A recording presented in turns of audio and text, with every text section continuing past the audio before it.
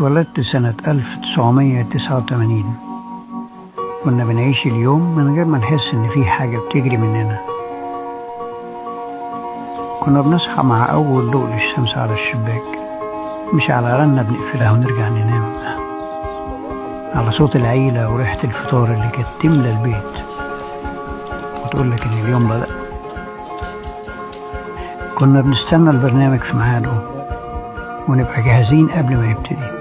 ما كانش فيه زرار بيعيد اللي فات، وحتى الصور كنا بنستنى بالأيام عشان نحمض الفيلم. كنا بنعرف ندي كل حاجة وقتها. فاكر إننا كنا بنستمتع بالحياة من غير ما نفكر كتير ومن غير ما نحسب كل خطوة. بس الإحساس ده ما طولش. فجأة الدنيا بقت سريعة بزيادة. الاختراعات بدأت تاخد مكان بعضها في بيوتنا. بقينا في سباق، مستعجلين نوصل حتى واحنا مش عارفين نوصل فين وليه. وبعدين الذكاء الاصطناعي دخل حياتنا. الأول كان مجرد أداة يسهل اليوم، يوفر الوقت. بس مع الوقت بقينا نرجع له في كل حاجة، نسأله، نسمع له ونمشي وراه. بقينا نسيب له التفكير، بقى هو المايسترو واحنا بننفذ وبس. انا فاكر ايمن صاحبي كان يقعد بالساعات يشتكي له من مديره في الشغل. كان يقول له قول لي ارد عليه، اقول له ايه عشان ما يبانش اني متعصب.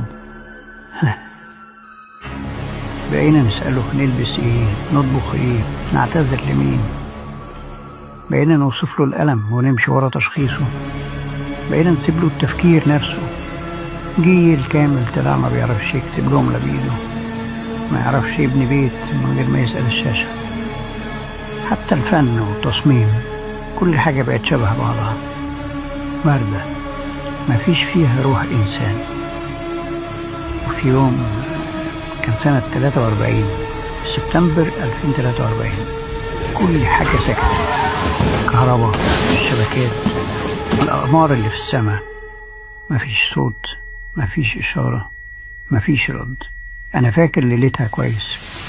كل اللي بنيناه في السماء بدأ يقع. شهر كامل والشهوب ما بتخلصش.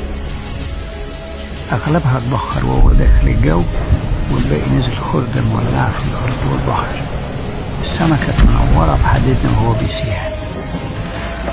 كنا بنسمع له صفارة مرعبة وهو بيشق الجو، زي ما يكون المعدن بيصرخ وهو بيتفتفت فوقنا، واحنا تحت مش عارفين هل ده هجوم ولا دي بواقي العالم الذكي. العالم ما انتهاش، بس وقف. بقينا واقفين قدام المكن اللي كان شايلنا مش عارفين حتى بيشتغل ازاي، وقدام الأرض اللي كانت بتأكلنا مش عارفين نزرعها. اكتشفنا اننا بشر من غير كتالوج. شفت ناس شايلة موبايلاتها في ايديها ومرضتش ترميها، كأنهم شايلين جثة بيحاولوا ينفخوا فيها الروح.